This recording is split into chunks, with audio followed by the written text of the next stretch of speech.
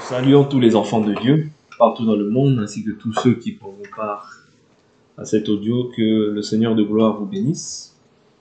Nous continuons notre enseignement sur Jésus-Christ, Fils de Dieu, Fils de l'homme, Dieu, Saint-Esprit, Fils d'Adam, Fils de Joseph, Fils d'Abraham. Voilà, Fils de Joseph, Fils d'Abraham, roi et prophète. Donc nous sommes toujours dans la continuité de notre enseignement. Et nous allons aujourd'hui voir encore plusieurs autres éléments. Nous avons débuté cet enseignement en parlant de Jésus-Christ comme étant Fils de Dieu. Nous avons vu aussi Jésus-Christ comme étant Dieu aussi. Et nous avions commencé à voir Jésus-Christ comme étant le Saint-Esprit par la grâce du Seigneur. Donc je vais ajouter quelques écritures au fait que Jésus-Christ est aussi le Saint-Esprit.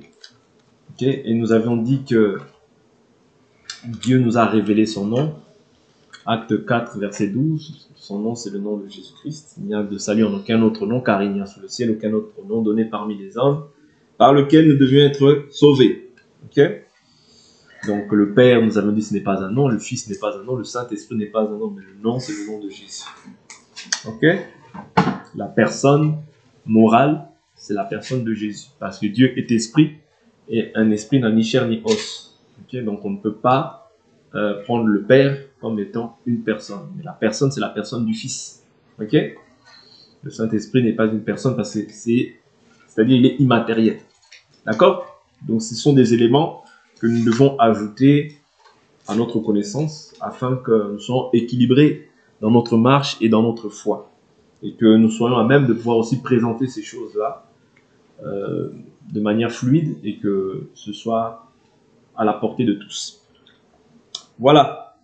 Donc, Jésus comme le Saint-Esprit, nous avons vu dans le livre des Actes des Apôtres, où Paul parle de l'Esprit de Jésus, qui l'empêcha de pouvoir se rendre dans la contrée. Je crois que c'était Actes des Apôtres, je prends juste cette écriture rapidement. Actes des Apôtres, je crois que c'était au chapitre... Actes des Apôtres, chapitre 16. 16, je prends à partir du verset 5. Les églises se fortifiaient dans la foi et augmentaient de nombre de jour en jour. Empêchés par le Saint-Esprit d'annoncer la parole dans l'Asie, ils traversèrent la Phrygie et le pays de Galatie. Arrivés près de la Mysie, ils tentèrent d'aller en Bithynie, mais l'Esprit de Jésus ne le leur permit pas. Donc là, on voit que plus haut il parle du Saint-Esprit, plus bas il parle de l'Esprit de Jésus, qui n'est pas différent du Saint-Esprit. Toutes ces choses-là, en fait, nous permettent de pouvoir clarifier, comprendre que le Père, le Fils ou le Saint-Esprit, ce n'est qu'une seule et même entité, comme nous l'avions dit. Prenons encore une autre écriture. Philippiens, chapitre 1, versets 18 à 19. Philippiens, chapitre 1, versets 18 à 19.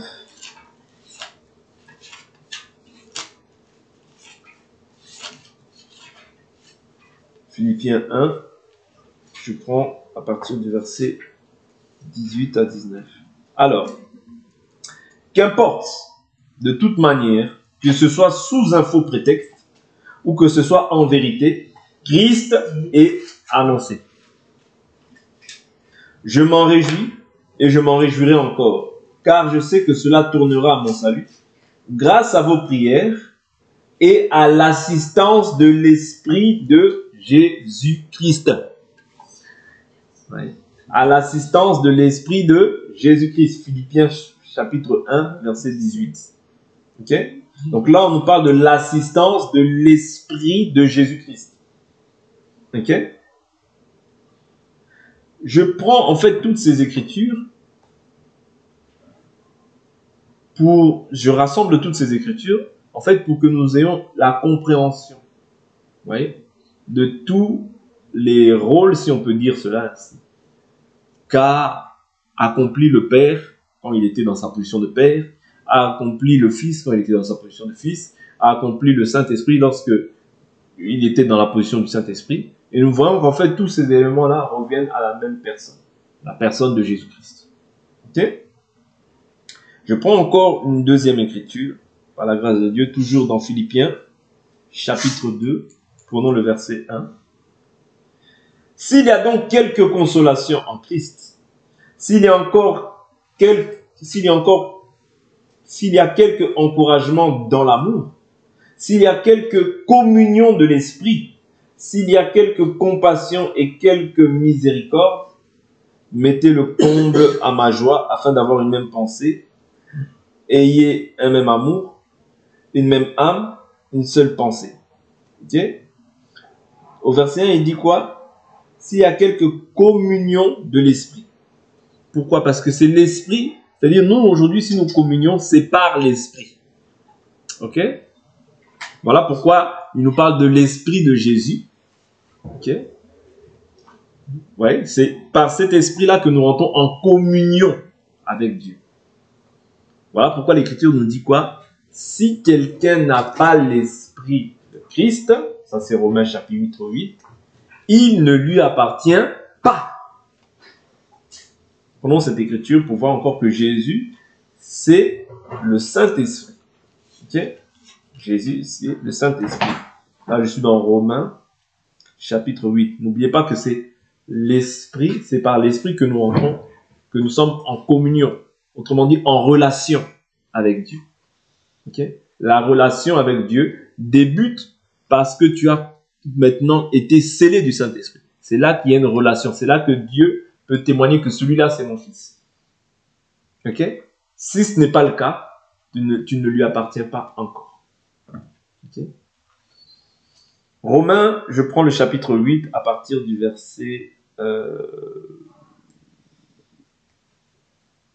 Alors, verset 9. Romains 8, verset 9. Pour vous, vous n'êtes plus sous l'emprise de la chair, mais sous celle de l'esprit. Si du moins l'esprit de Dieu habite en vous. Si quelqu'un n'a pas l'esprit de Christ. Vous voyez? On parle de l'esprit de Dieu et l'esprit de Christ. Ce n'est pas deux esprits, c'est le même esprit. Ok? L'esprit de Dieu et l'esprit de Christ, c'est le même esprit. Et il dit quoi? Si quelqu'un n'a pas l'esprit de Christ, il ne lui appartient pas. Donc pour appartenir à Dieu, il faut impérativement avoir son esprit. C'est là que les promesses et toutes ces choses aussi deviennent ton partage. Quand tu as été maintenant scellé du Saint-Esprit. Et si Christ est en vous, voyez, or Jésus, qu'est-ce qu'il avait dit? Je vous enverrai le consolateur, le Saint-Esprit. Donc là, on comprend que Christ, ce n'est pas autre chose que le Saint-Esprit. Ok? Parce qu'il dit le consolateur, il sera en vous. Ouais. Il sera en vous. Et là, il dit, et si Christ est en vous. Ouais. Donc, Christ qui est en nous, en réalité, c'est le Saint-Esprit.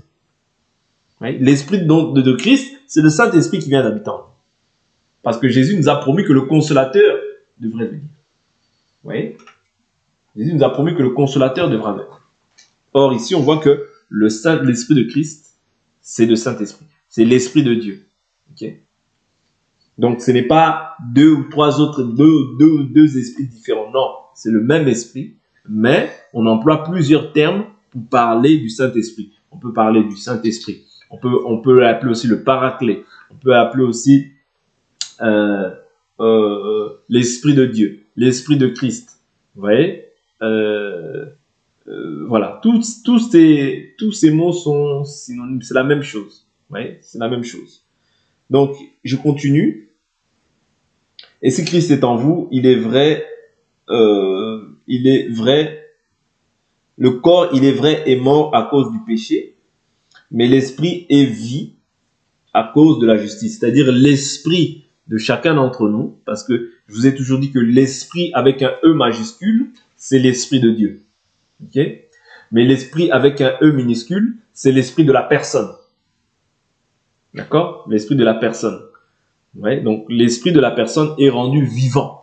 C'est-à-dire que autrefois, quand tu n'as pas Christ en toi, c'est-à-dire tu es vivant quant à la chair, mais spirituellement, tu es mort. Ouais, tu es mort. Ton esprit est éteint. Mais maintenant, ton esprit devient vivant lorsque le Saint-Esprit vient habiter en toi. C'est alors que tu deviens maintenant une lumière. Ouais, parce que l'Esprit de Dieu, c'est... Jésus a dit, je suis la lumière du monde. Or, toi aussi maintenant, vu que Christ vient habiter en toi, tu deviens aussi lumière. Ouais, parce que Jésus qui vient habiter en toi, c'est tout un royaume. C'est le royaume de Dieu qui vient habiter en toi. Voilà pourquoi la Bible dit, ne savez-vous pas que vous êtes la lumière du monde, le sel de la terre. Ouais, donc nous sommes la lumière du monde. Ok? Donc c'est très important que nous comprenions, en fait, ce que Jésus a fait pour aussi comprendre dans notre marche aussi, comment est-ce que ces choses-là doivent aussi s'effectuer. C'est-à-dire que quand tu reçois l'Esprit de Dieu, autrefois tu avais l'esprit éteint, ouais, obscurci, mais lorsque Jésus vient en toi, ton esprit est rendu vivant. Ouais, ton esprit est rendu vivant. Ok? Donc ça, c'est seulement pour nous faire comprendre que de même que Jésus, lui aussi, c'est-à-dire que Jésus dans sa marche terrestre, nous a aussi montré comment est-ce que il y avait des choses, des actes qui posaient, qui devaient montrer aussi à chacun d'entre nous comment est-ce que nous devons nous comporter. Par exemple, lorsque Jésus prend le baptême de Jean-Baptiste, est-ce qu'il en a réellement besoin? Non. Mais il dit, laissons faire ce qui est bon. Ouais, c'est-à-dire qu'il devait accomplir cette écriture. Pour nous faire comprendre à nous aussi que pour voir le royaume des cieux, il faut naître d'eau et d'esprit. Ok? Il y a des choses qui étaient un modèle pour que nous aussi, à notre tour, lorsque nous viendrons, que nous ne puissions pas tergiverser ou bien chercher des raccourcis, ou bien faire autre chose que ce que Jésus lui-même a fait. D'accord? Donc ici, nous comprenons que l'Esprit de Christ, l'Esprit de Dieu, c'est un seul et même Esprit. Ok? Donc il dit quoi? Et si l'Esprit de celui qui a ressuscité Jésus d'entre les morts habite en vous, celui qui a ressuscité le Christ Jésus d'entre les morts donnera aussi la vie à vos corps mortels par son esprit qui habite en vous. Oui. Par son esprit qui habite en vous. D'accord? Donc c'est très important de comprendre que au jour d'aujourd'hui, nous aussi, ouais, nous sommes, c'est-à-dire l'esprit de Dieu habite en nous. Okay? Tout ça, je fais un parallèle. Pourquoi? Pour nous faire comprendre que l'esprit de Dieu, ce n'est pas un autre esprit que l'esprit de Jésus. Okay? L'esprit de Christ, le paraclet, voilà, tous les synonymes qu'on peut y mettre. Donc c'est très important. Donc voilà. Donc on va avancer aujourd'hui, on va essayer d'avancer, on va prendre un autre aspect. On va voir Jésus comme étant fils de l'homme. Okay? Jésus comme étant fils de l'homme. Prenons une écriture dans le livre de Luc chapitre 18. Pourquoi est-ce qu'on l'appelle fils de l'homme? Il y a des prophètes aussi qu'on a appelés fils de l'homme. Lorsqu'on voit Ézéchiel, vous voyez, lorsqu'on voit aussi, je crois, Jérémie, je vais voir ça. Parce que les prophètes devaient prendre part à la souffrance du peuple. Ok? Quand Dieu les appelle, il les appelle fils de l'homme. Je prends ces écritures rapidement. Je suis dans Ézéchiel chapitre 2. Ézéchiel chapitre 2. L'écriture nous dit quoi? Il me dit, fils de l'homme, tiens-toi sur tes pieds et je te parlerai. Dès qu'il m'eut adressé ces mots, l'esprit entra en moi et me fit tenir sur mes pieds et j'écoutais celui qui me parlait. Il me dit, fils de l'homme, c'est moi qui t'envoie vers les Israélites, vers les nations en révolte, qui se sont révoltés contre moi. Eux et leurs pères ont été criminels à mon égard jusqu'à ce jour-ci. Les fils ont le visage obstiné et le cœur endurci. Je t'envoie vers eux et tu leur diras, ainsi parle le Seigneur l'Éternel, qu'ils écoutent ou qu'ils ne prennent pas garde, car c'est une famille de rebelles. Ils reconnaîtront qu'il y a un prophète au milieu d'eux. Et toi, fils d'homme, ne les crains pas et ne crains pas leur discours, car tu as avec toi des ronces et des épines, et tu vas t'asseoir sur des scorpions. Ne crains pas leur discours et ne t'épouvante pas de leur visage, car c'est une famille de rebelles. Tu leur diras mes paroles, qu'ils écoutent ou qu'ils ne prennent pas garde, car ce sont des rebelles. Et toi, fils d'homme, écoute ce que je vais te dire. Ne sois pas rebelle comme cette famille de rebelles, Ouvre ta bouche et mange ce que je te donnerai. Je regardai et voici qu'une main était tendue vers moi, tenant un livre en rouleau. Il le déploya devant moi. Il était écrit, en dedans et en dehors, il y était écrit lamentation, plainte, gémissement. Il me dit, fils d'homme, mange ce que tu trouves, mange ce rouleau et va parler à la maison d'Israël. J'ouvris la bouche et il me fit manger ce rouleau. Il me dit, fils d'homme, nourris ton ventre et remplis tes entrailles de ce rouleau que je te donne. Je l'ai mangé et il fut dans ma bouche doux comme du miel. Maintenant, quand il s'agit de la mission, qu'est-ce qu'il dit? Il me dit, fils d'homme, va vers la maison d'Israël et tu leur diras mes paroles. Car ce n'est pas vers un peuple ayant un langage obscur, une langue inintelligible que tu es envoyé, c'est vers la maison d'Israël. Ce n'est pas vers de nombreux peuples ayant un langage obscur, une langue inintelligible, dont tu ne comprends pas les discours. Au contraire, si je t'envoyais vers cela, ils t'écouteraient. Mais la maison d'Israël ne voudra pas écouter, parce qu'elle ne veut pas m'écouter, car toute la maison d'Israël a le front et le cœur obstinés. Donc ici, on voit la mission que Dieu a attribuée à Ézéchiel, c'est-à-dire d'aller parler, vous voyez, au peuple, afin qu'ils se détournent de leurs mauvaises actions, afin qu'ils reviennent à l'Éternel. Vous voyez? Donc ici, quand Jésus, il vient comme fils de l'homme, il vient aussi pour pouvoir apporter un jugement. Je vais prendre les Écritures. Ouais, il vient pour apporter un jugement. Il vient pour ramener aussi le peuple, parce que le rôle des prophètes, c'était quoi?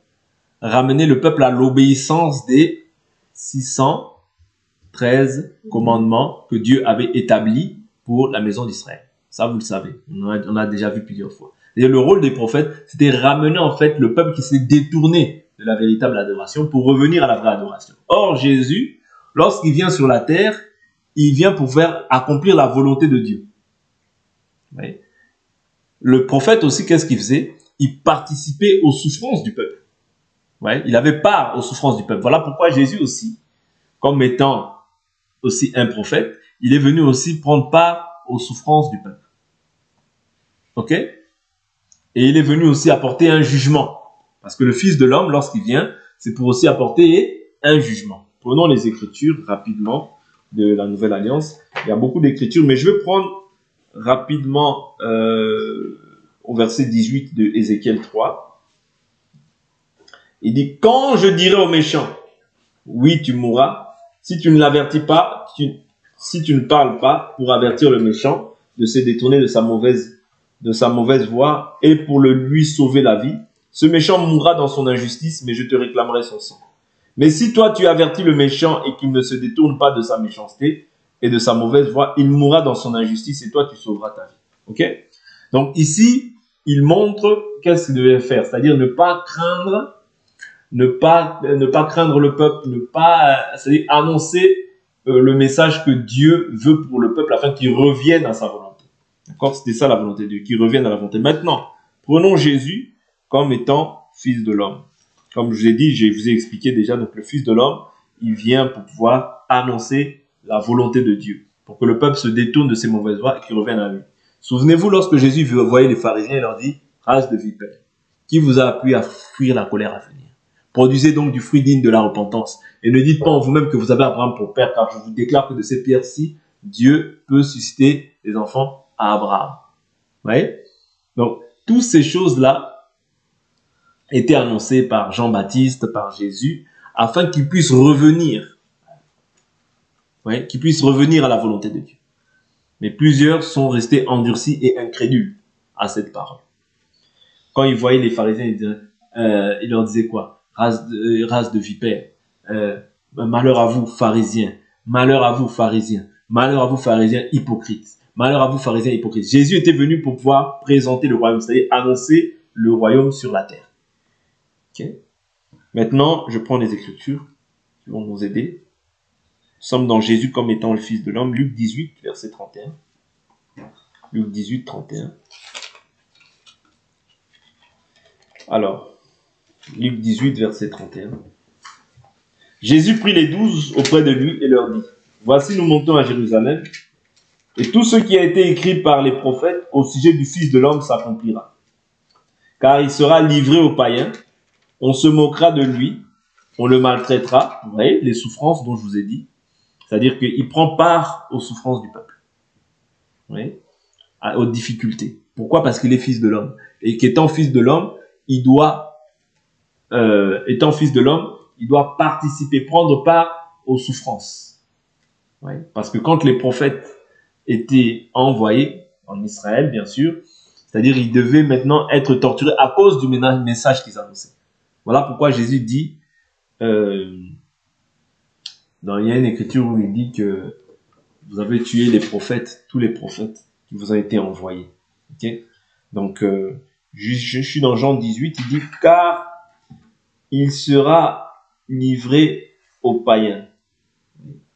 Au sujet, j'étais au verset 31, veuillez m'excuser. Jésus prit les 12 auprès de lui et leur dit, voici nous montons à Jérusalem et tout ce qui a été écrit par les prophètes au sujet du Fils de l'homme s'accomplira.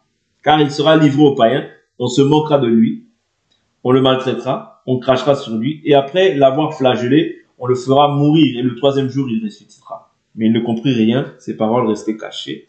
Il ne savait pas ce que cela voulait dire. Donc là on voit un premier aspect du Fils de l'homme. C'est-à-dire qu'à cause du message qu'il va annoncer, il ne sera pas aimé. Il sera rejeté, ouais, méprisé, abandonné des hommes, flagellé. Ouais. Pourquoi? Parce que là, il est dans la position du Fils de l'homme.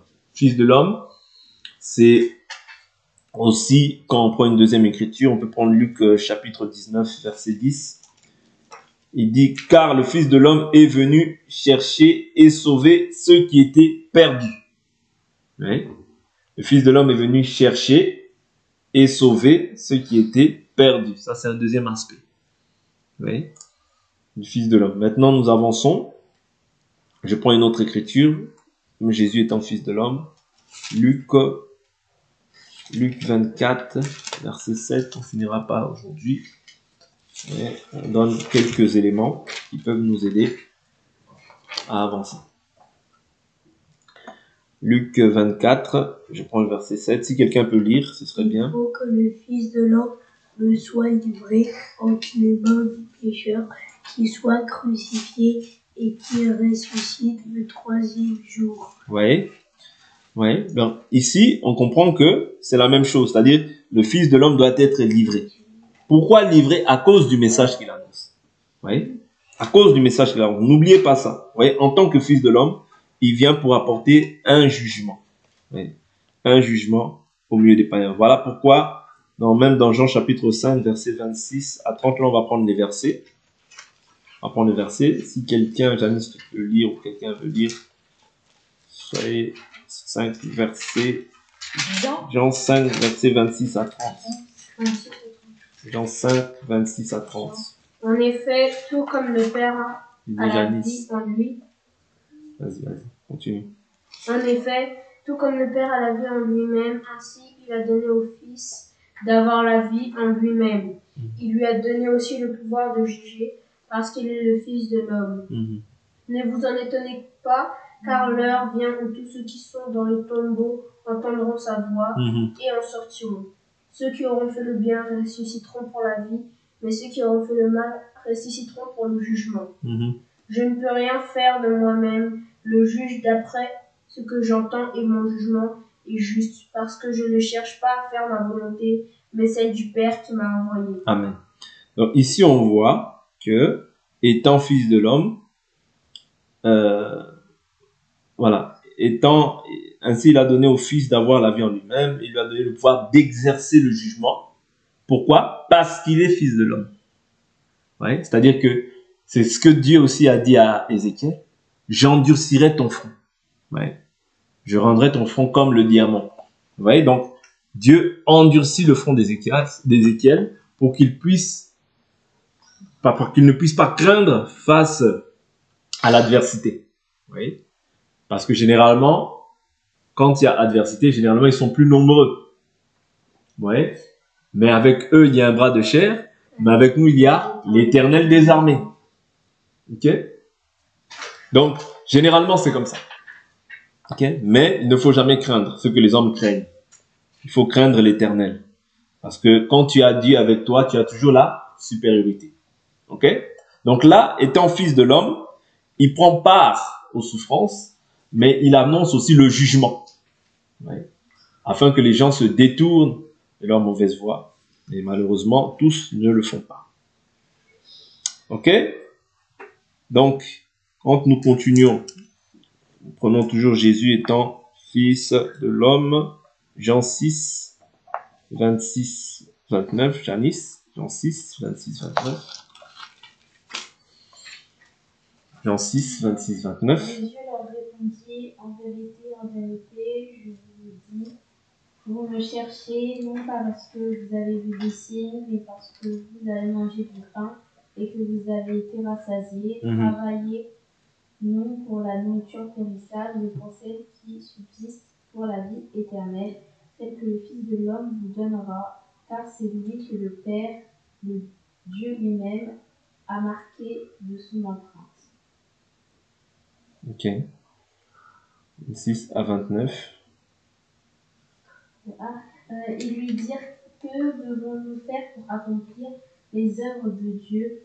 Jésus leur répondit, l'œuvre de Dieu, c'est ce que vous croyez en celui Qu'il a envoyé. Amen.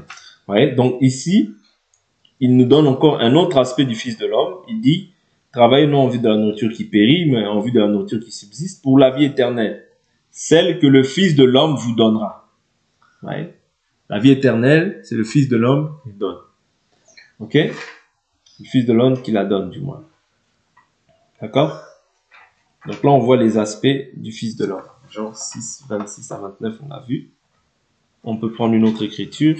Jean 6, 53, 54. Maman, elle peut lire. Jean 6, 53, 54. Jean 6, 53, 54.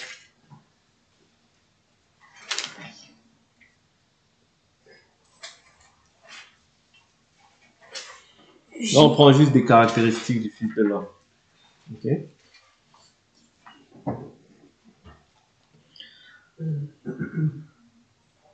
Comment peut-il nous donner sa chair à manger?